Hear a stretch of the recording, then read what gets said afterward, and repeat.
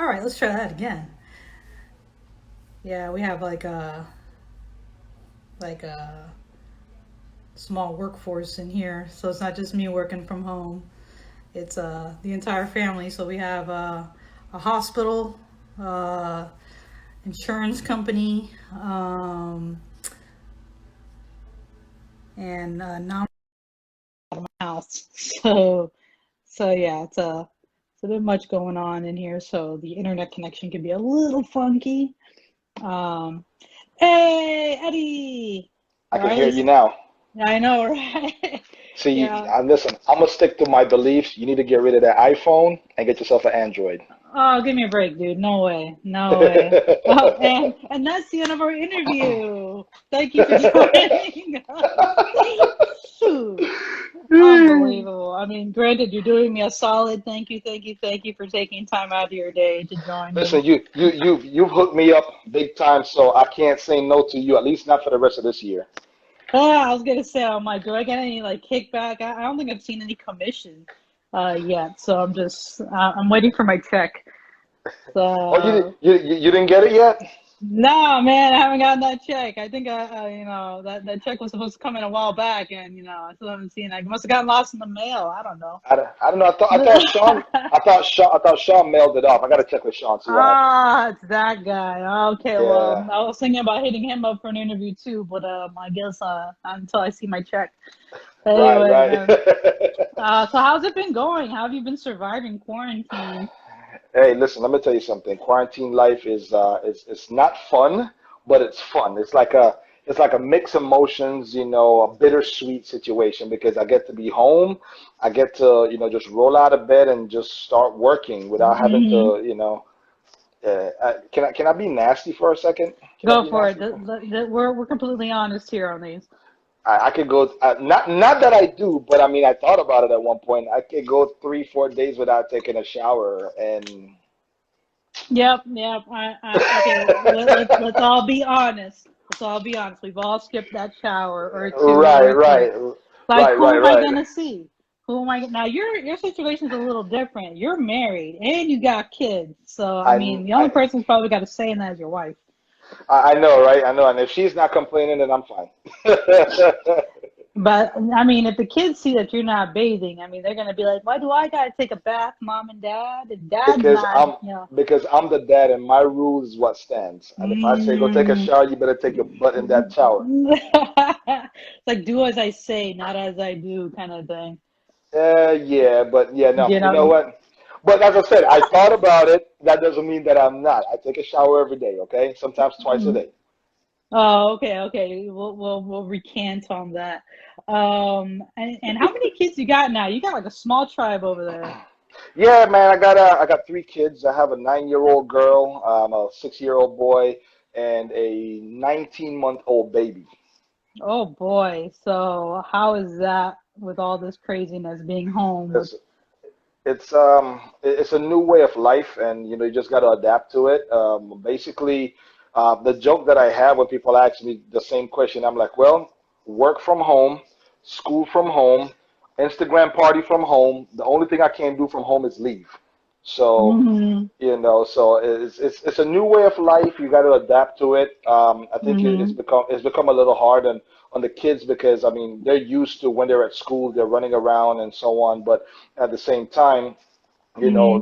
them trying to be confined to a small space and if they're running around the accident may happen where they trip over something, fall and bust their face. We're trying to avoid that, but at the same time, we don't want to ruin or restrict their fun.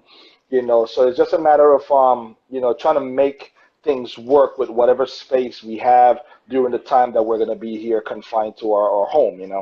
Occasionally, because I live literally right across the street from a park, so occasionally Hmm. we'll like if there's like nobody out, we'll just go across the street, do a walk around the park, and come back in the house real quick, and then everybody takes showers.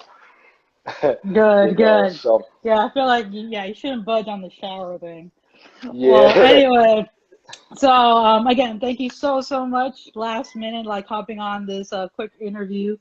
We do this every week on Fridays Cool. since 180's had to go online. So we're trying to like create content and whatnot and expose the kids just to different people in the community who who love Jesus and, are doing some great stuff.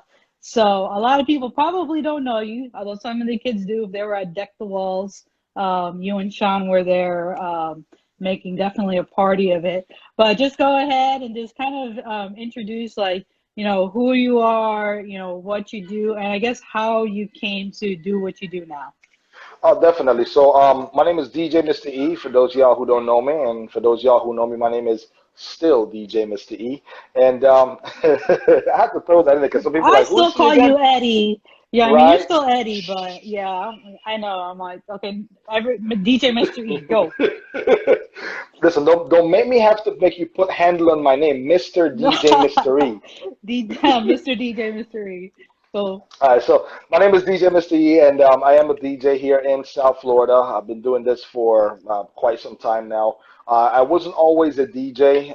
I started off maybe back in like 2003, I want to say, where a lot of people who might be watching weren't even born yet. That's how, old we are. hmm But been doing it for some time now.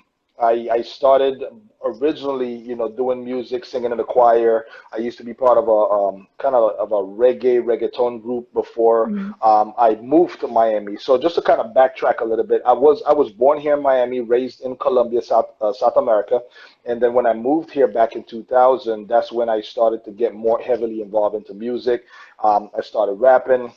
hmm Always grew up in the church, so I've always been have like a direct connects with church and ministry and so on. But 2002 or so, I started to, you know, connect with other people and artists and promoters and so on, around South Florida and started to develop a name for myself. And then I found a passion for DJing because hmm my brother lives in Panama. He's a radio DJ, radio personality. And I don't know if you can hear that in the background, but I got kids like yelling and stuff. No, that's good, man. But no, definitely. I started DJing. I learned how to DJ in church. Funny enough, most people they learn because they either had an uncle that was DJing or a dad or for a family member who kind of taught them the ropes. I kind of self-taught myself how to DJ. I learned in church. And ever since like 2003, 2004, the DJing career and everything has just picked off. And, I've been doing it since then. And I mean, now doing y'all events and traveling around the United States. Hopefully the world pretty soon once this COVID situation, hmm gets ended. But that's basically what I do. Dope, man. That's real cool. I mean, we've known each other a minute. How long have we known each other? It's Um, it's been it's been a for few years. yeah, it's been a couple of years, man. And we have a lot of mutual friends where we've hmm connected at different events. I know that one of the places that we used to see each other quite often was at Reload with Tommy Reload. Carrington, and Yeah, yeah. and even outside of Reload, because you played for one of an artist that, well, she no longer lives here, but Steph Silva, and you also hmm play for Christ Fellowship. So we've kind of like connected outside of the Reload, connection group per se.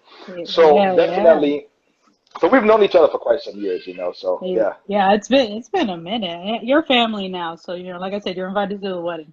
But I guess, like, I mean, you toured, right? You recently had a tour, yeah?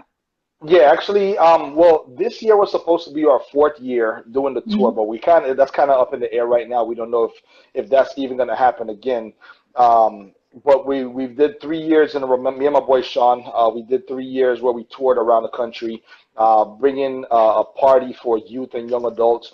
Just a great place for people to have fun, enjoy Christ-centered music, positive music, uplifting music, and just basically promoting the agenda of being uniting as one. Especially as Christians.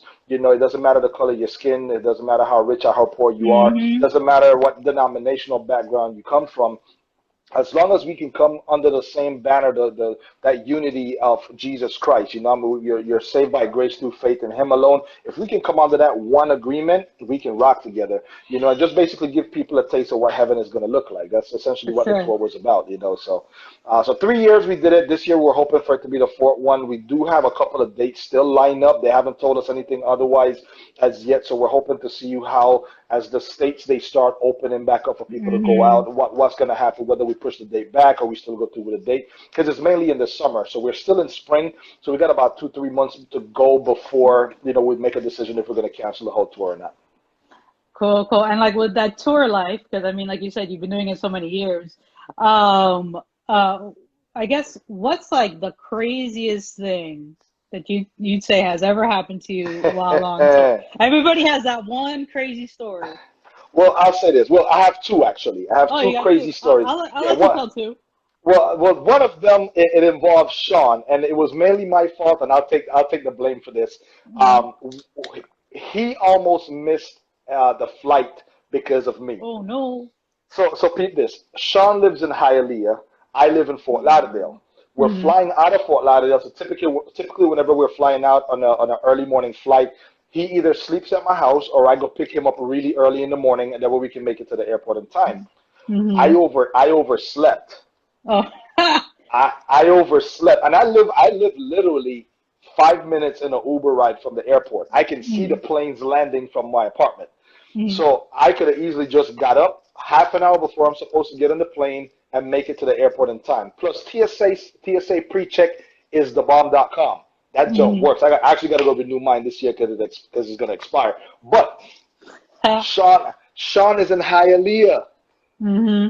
That's a good little distance away. In order for me to get him within 20 minutes and get back in 20 minutes to be able to catch this flight was going to be impossible. The flight was planning was going to leave within like 45 to an hour, and I was Oh like, bro, boy. I said, Sean, catch a Uber. I'm gonna shoot you $50. Tell them don't make no stops. Man, it was one of the worst panicky experiences. That dude made it on the plane by the skin of his teeth. Like as Yeah. soon as he walked on the plane, they closed the door and we left. Yo, man, no, So that's like my epitome of anxiety. I never want to miss a plane flight. listen, I was on the plane crying, man. I was like, yo, we cannot. And this was where were we going? We were going to Chicago, I think it was. We are going to Ooh. Chicago. Yeah, and the airline that we were flying on, they only have two flights per day. They have one in the morning and Hmm. one in the evening, and we had to be there for the evening Hmm. show. So he would have missed the show in the evening, and I'm like, okay, you need to get here. So he finally made it on the flight. The flight. We went to Chicago. We did the event. It was dope. The second crazy opportunity, this craziness that I saw, and this, you as a musician, you could probably relate to this. Oh boy. Sound, sound system and production is one of my pet peeves. Hmm. Listen, you can cuss me about my mother, and I will let it slide. If we're doing an event and your sound system is trash, and you're giving me attitude about it, you giving me attitude about your system being Yeah. trash, oh, I'm gonna get you. Hmm. So I'm gonna leave the city nameless because if they're watching this, they probably know. They're gonna be like, man, he's still salty about He's that. still talking about us, but we went to a particular city last year, and we had a stupid issue with the sound system, with the sound engineer, with some of the leadership, and it like all hell broke loose. We almost did Mhm. not even do the event. But you know what? We prayed about it, and by the grace of God, things worked out. As a matter of fact, a mutual friend of the city, I would say, I'm going to leave it as that, a native South Floridian who lived in the area came through and kind of resolved the problem for us, Mhm. and we were able to do the event. It was amazing. Life was transformed and everything, and it was dope. It was dope. But yeah, sound system is one of my pet peeves, man. If your sound system is bad, it's not. I'm not to downplay the people because you may have a great heart to do your event and all that good stuff, but Mhm. because you're doing music, if your sound system is crappy, you're gonna make whoever's presenting sound and look crappy. Mhm. No, Regard they do. even if they're doing if they, even if they have the best information or they're doing the best presentation ever, if your sound system is or your production is not up to par to bring forth what the person is presenting, is going to make what they're presenting look crappy. Mhm. So that's just my pet peeve. Yeah, no, it's definitely mine too. Like one being a musician, two, I'm currently dating a fella who does that for a living. Mm. And so definitely feel you on the importance of like good production. Oh And yeah. what's sad is like that's always the first thing people look at skimping out on is production. Yeah, And yeah, then yeah. when your equipment is crap and it's sounding like crap, oh man, what's wrong? Well, why'd you get crap equipment? Anyway, And so then matter of fact, I had they got that bad habit of blaming it on the devil. The devil ain't got nothing to do with that. It's your sound system. the devil's a liar. I'm like, no, it is your poor It's choices. yours exactly. Yeah, take ownership of that. Right, But right. yeah, I agree, Maya. Shout out to Tito. Anyway, so with that said, I got a bunch of my kids at his house. For those of you just tuning in, this is a student ministry for his house, children's home, and I got a lot of kids. Whenever I bring out a DJ, like the kids immediately flock to them. So I got a lot of kids who are interested in DJing, producing and things like that. So as somebody who like does this for a living, what are, I guess, what are a few pieces of advice in terms of like somebody like taking this seriously as a potential career? What's some advice that you can give to these kids who are looking at, turning this into like a living, and what challenges they can expect, Hmm. and like certain, I guess pieces of advice, things they shouldn't really budge on, because I know we've had this conversation about, hey, I'll pay you with exposure, Yeah. conversations. So, what are some pieces of advice that you can give to these kids?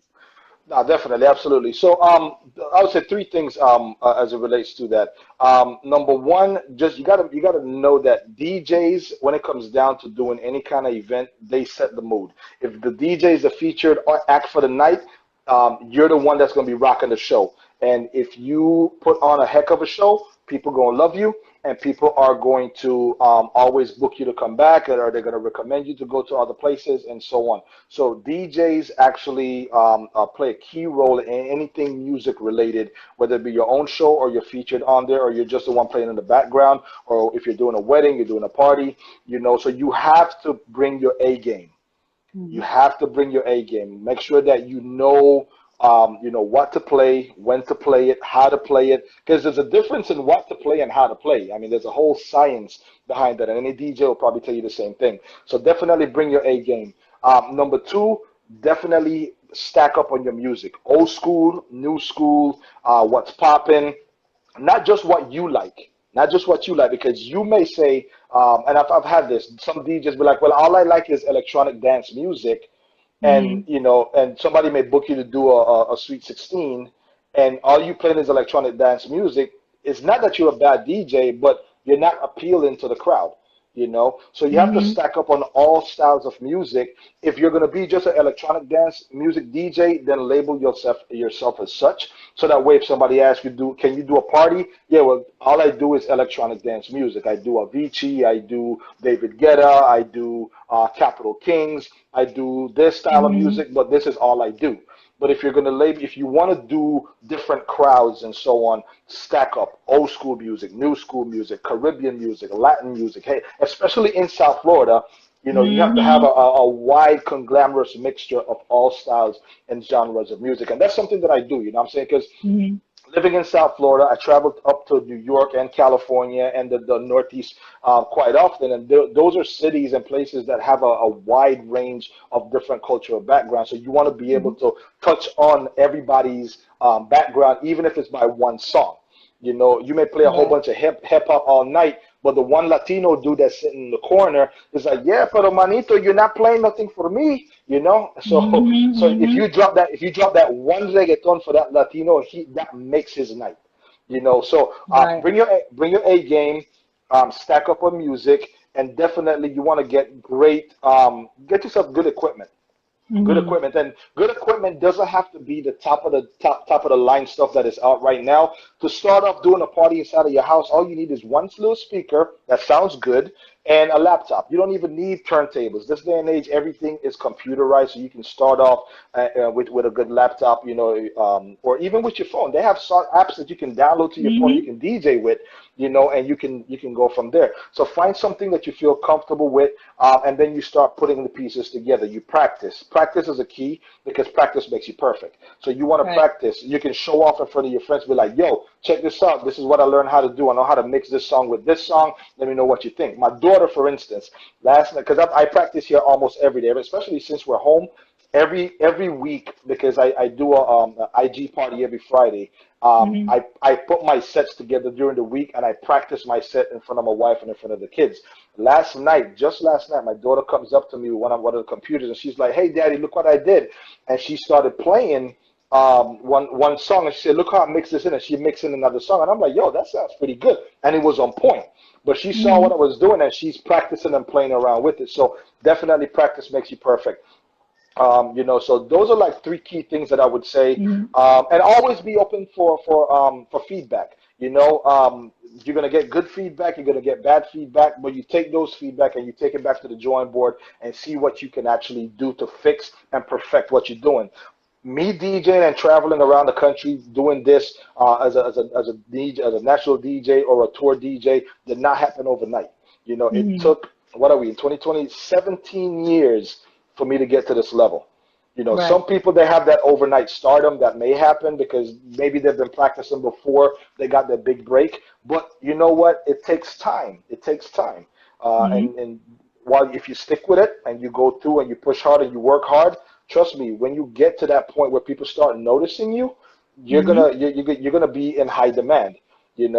I get requests left and right to DJ youth groups, to DJ weddings, to DJ concerts, conferences, to the point that now I can put my own tour on.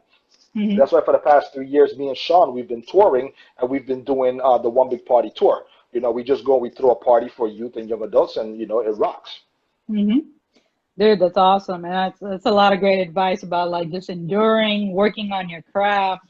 And like it's funny because yeah, there are a lot of people because yeah, I follow a lot of artists and whatnot, and it does appear like, oh man, they overnight they came out of nowhere, or this new artist or recently discovered artist. And I'm like, what people don't realize that that best new artist, like they're not new. They've been doing this easily for at least the last 10 years. You're They only just just finally got their big you break. just yeah, you only just heard about them now. They're new to you, but doesn't mean that they just, oh yeah, I just started working on this yesterday. Like it's not that at all. So I think that's like the key, especially for our youth today. They have, a society kind of unconsciously and consciously kind of like built a sort of like microwave mentality of like you're gonna get, if you work on something for like a week or a couple of days and you're kind of decent, you're gonna be famous in like a week. And it's not that at all. Like you gotta work, you gotta like refine your craft. There are very, very few savants out there that got it like that. Hmm. But for the most part, like any and every artist, anybody who's a professional at their craft, like they'll tell you like they do nothing but that all day, every day. Oh yeah, And it takes time. it does. So, so yeah, hopefully, the kids kind of glean that much. And, again, just to kind of close out, just thank you again. Just share with us, real quick in like a minute or less, just how what you're doing now, and then how we can stay connected with you. Absolutely. So every Friday night during this whole COVID-19 quarantine stay at home situation, I'm doing an Instagram party every Friday night at 9 p.m. Hmm. And it's open to anybody who wants to tune in. So if you are following me on Instagram, definitely check it out tonight. It's going to be at 9 p.m. If you're not Hmm. following me as yet on Instagram or social media, follow me at DJ Mr. E Music. And if you go to the stories, you'll probably see my Instagram handle in there.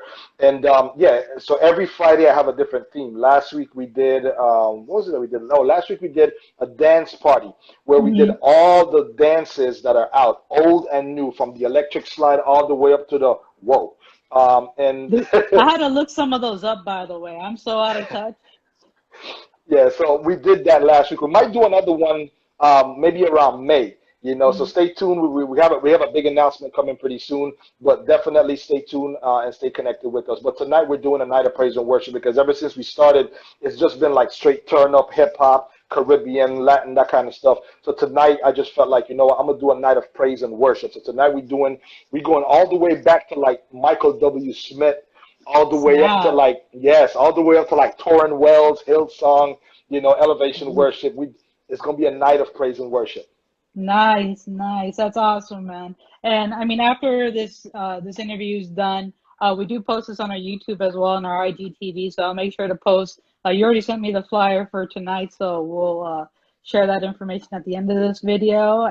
Absolutely. And yeah, I mean, I've tuned into I think almost every week to your sessions, so yeah, they're really like phenomenal. If you haven't, for those of you watching this video, you're missing out. You need to tune in. Yeah. But anyway, Mr. DJ, Mr. E, thank you so much, man. So much love for you and the family. Tell them I say hey. Thank you. And thank you again just for chatting with us and just sharing your story, man. Absolutely. No, thank you definitely for having me, and I'm looking forward to rocking with y'all sometime pretty soon. Stay connected, and by the way, what's your favorite worship song? My favorite. All time favorite worship song. Okay, I'll tell you right now. Right now, what I've had on repeat, it's not an oldie, but okay, I'll give you an oldie and then the ones I've been on repeat. The oldie, I've always loved 10,000 Reasons. 10,000 Reasons. Ah, Oh my goodness, because I think it's verse 4. Verse yeah, 4, man, is just my jam.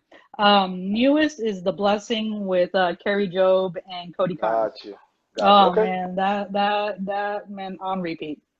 All right, I'll see what I can do. I already got people submitting their requests for tonight. I'm gonna say this: I can't promise I'll play everything for everybody, but Mhm. I'll play a little something of everybody. Cause you know the copyright trolls are rolling Oh the yeah, internet. man, they're walking on there, So but I can't play the full length of every song, but you'll get a snippet of what's been out from way back then up until now. hmm for sure, man. Well, Yep, keep it up, and I can't wait to see what's new no from problem. you once we can all be together. You always give the best hugs, so I definitely owe you a hug once this is all done. Air hug, air hug. Air hug, air hug. Anyway, love you, man. Take it easy, okay? Tell the family we say Absolutely. hey. Will do. Take care. See you guys later. Bye bye. Bye.